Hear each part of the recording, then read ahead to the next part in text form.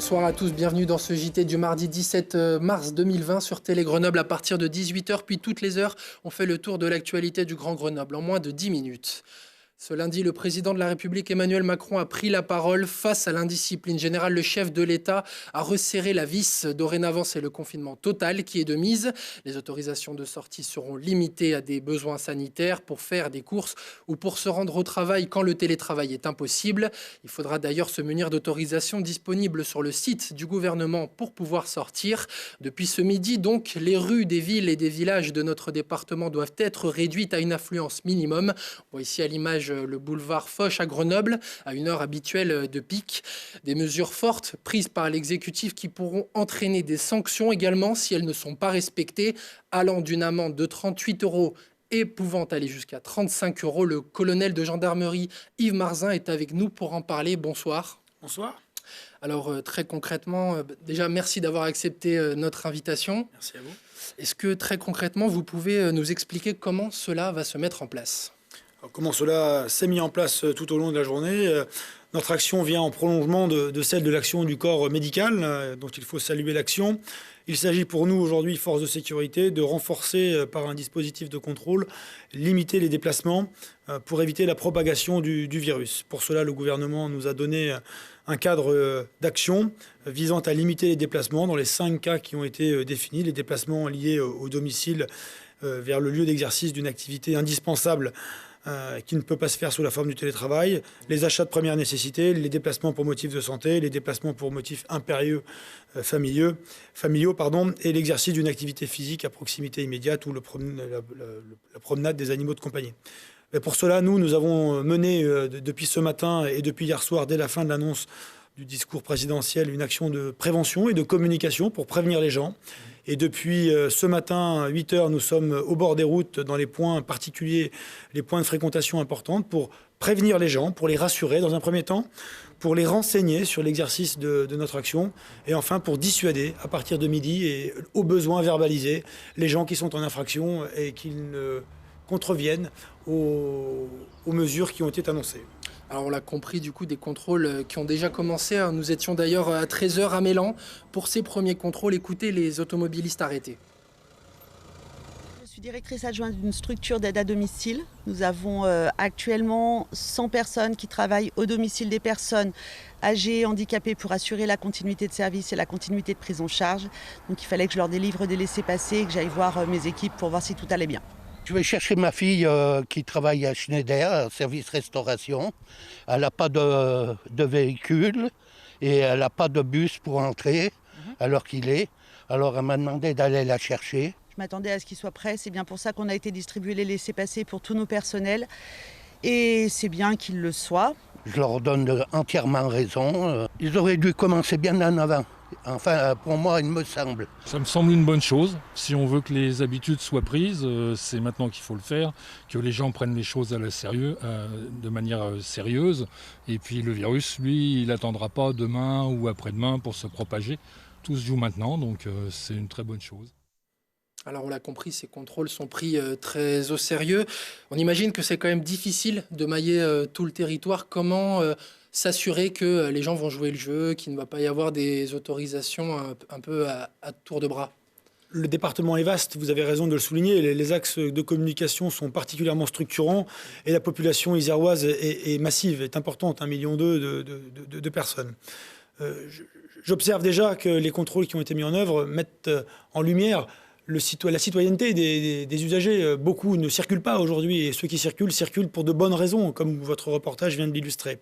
Donc l'action de communication doit se prolonger pour nous et je suis là également pour cela, pour contribuer à relayer le bon message. Le deuxième axe, c'est qu'on a un volume de gendarmes aujourd'hui significativement mobilisé pour tenir le terrain, pour être présent sur les points clés de ce terrain, de ce département, à la fois dans les agglomérations fortement urbanisées, Grenoble-Alpes-Métropole, le Nord-Isère ou le sillon rhodanien, qui sont des axes très structurants, mais également dans la profondeur des territoires sur l'ensemble des villes et villages du département. Donc nous sommes présents partout, nous sommes fortement mobilisés et nous comptons sur la bonne intelligence de chacun pour restreindre au minimum ces déplacements.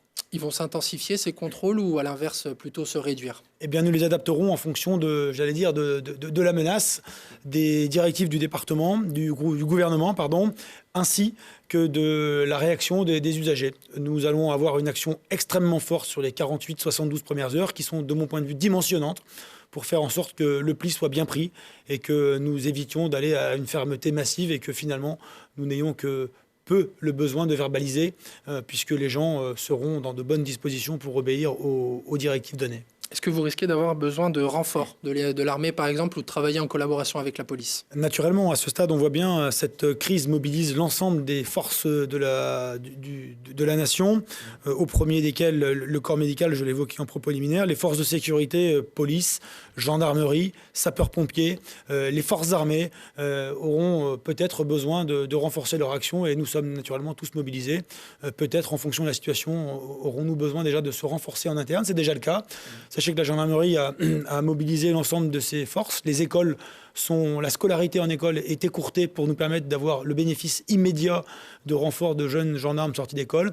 Et nous mobiliserons l'échelon national, le cas échéant, pour des renforts en gendarmerie mobile ou le cas échéant en forces armées, selon ce qui sera décidé au niveau central.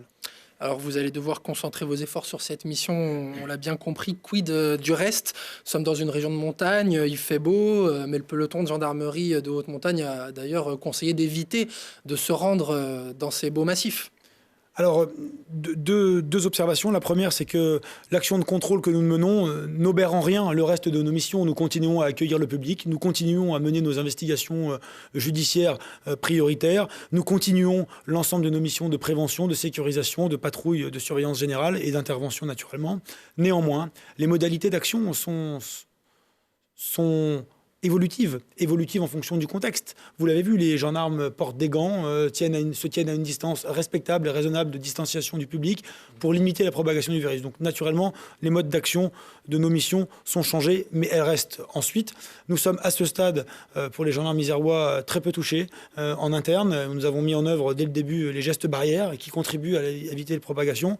Et nous sommes en mesure de tenir l'ensemble de nos missions. Ensuite, vous faites référence aux missions du peloton de gendarmerie de haute montagne qui a naturellement appelé par une communication importante à limiter d'une part la pratique des activités à risque pour ne pas engorger les services de secours, les services médicaux, les services hospitaliers, le SAMU, pour éviter qu'une pratique de tel ou tel sport à risque puisse engendrer une suractivité des médecins qui sont déjà bien occupés et fortement mobilisés. Donc il s'agit de préserver leur capacité opérationnelle en ne pratiquant pas des sports à risque. Deuxième élément, sur les pratiques de montagne, il fait beau, il y a quelques massifs encore enneigés, beaucoup auraient peut-être la tentation d'aller pratiquer une activité sportive.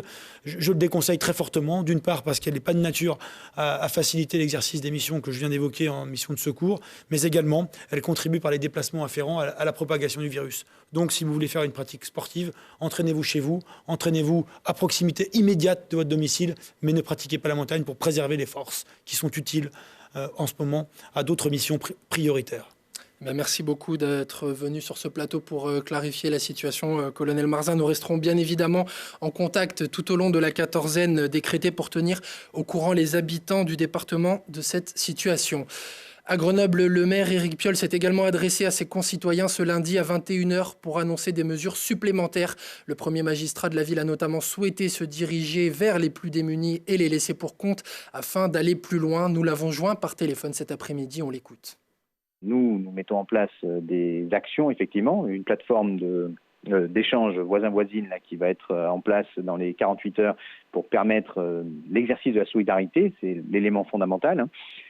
Deuxièmement aussi, des mesures de distribution de nourriture aux sans domicile fixe et aux campements qui ont commencé dès aujourd'hui parce que tous les accueils de jour et les associations de solidarité n'ont plus de bénévoles. Une mesure pour les violences faites aux femmes, et on pense aussi évidemment aux enfants, mais évidemment le confinement va accentuer les risques de violences intrafamiliales. Il faut juste que tout le monde mesure que nous protégeons les lits qui sont à destination des personnes qui vont en avoir besoin en nous confinant. Donc on se protège soi-même, mais on se protège collectivement. Et c'est ça qui permettra de limiter le nombre de drames. Donc il faut faire ça sérieusement, évidemment. Et puis après, on se rend compte là que de l'importance du service public aussi pour continuer à faire avancer les mesures essentielles. Donc il y a encore des écoles ouvertes pour pouvoir garder les enfants des personnels soignants qui sont en première ligne. Il y a des crèches pour garder les enfants des personnels soignants en première ligne. Il y a la distribution de nourriture. Il y a cette solidarité qui s'exerce et qui s'exerce grâce au service public. D'autres initiatives telles que le déploiement d'un dispositif voisin-voisine, un service d'entraide comme à Bordeaux et la création d'un festival culturel sur le site de la ville verront prochainement le jour. Nous y reviendrons tout au long de cette semaine. Et puis nous l'apprenions ce lundi soir par l'Agence régionale de santé. Un premier décès lié au coronavirus est survenu ce week-end dans notre département. Un homme âgé d'environ 80 ans, pris en charge à l'hôpital Pierre Oudot de Bourgoin-Jallieu, est décédé. Une première mort en lien avec l'épidémie qui survient un peu plus d'une semaine après le premier cas recensé sur notre territoire. L'ARS dénombrait toujours ce mardi 35 cas en Isère. Ce lundi, avant les annonces du président de la République, des vagues de personnes ont pris d'assaut les super et hypermarchés de la région. Alors pourquoi certains décident de céder à la panique? Loïc Cogniet leur a tendu son micro. Les gens courent un peu partout. Après, il y a quand même une bonne entente. Il n'y a pas de souci, qu'on cherche quelque chose, les gens nous aident. Il y a pas de... Bon, après, il y a certains rayons qui sont vides. Et je pense qu'ils resteront vides pour un moment. Les pâtes, tout ce qui est farine, sucre, c'est réapprovisionné parce qu'on y a eu le droit avant de sortir. Les œufs sont pas mal touchés. Tout ce qui est viande, les fruits, les légumes, pareil. Il n'y a pas de tout. C'est assez compliqué. En fait, au début, on était un petit peu plus loin. Il y a eu le même nombre de personnes depuis le départ. Et en fait, tout le monde s'est rapproché au fur et à mesure parce que ça annonce que ça va ouvrir, ça va ouvrir. Donc du coup, tout le monde se rassemble et on n'est pas du tout sur les règles de la preuve. On n'est pas sur les règles de sécurité. Déjà, faire une réserve pour une semaine, 2 semaines, c'est déjà pas mal. Je ne pense pas qu'il y ait de pénurie, mais c'est l'histoire, comme il y a le confinement qui va être annoncé, d'avoir quelque chose au moins pendant une semaine ou 2. Je vais vous laisser. Merci en tout cas. Bon courage. Un comportement qu'on rappelle inutile selon les professionnels du milieu qui assurent et martèlent que les magasins sont et resteront approvisionnés. Dimanche, vous ne retournerez pas aux urnes, vu le contexte et l'importance des autres mesures sur le report des élections municipales. Le report, justement, de ces élections municipales était devenu une évidence. Certains se demandent même pourquoi a eu lieu le premier tour. Ce qui est fait n'est plus à faire maintenant. Que faire dans cette situation? Annulation du premier tour, gel des résultats. La question reste entière.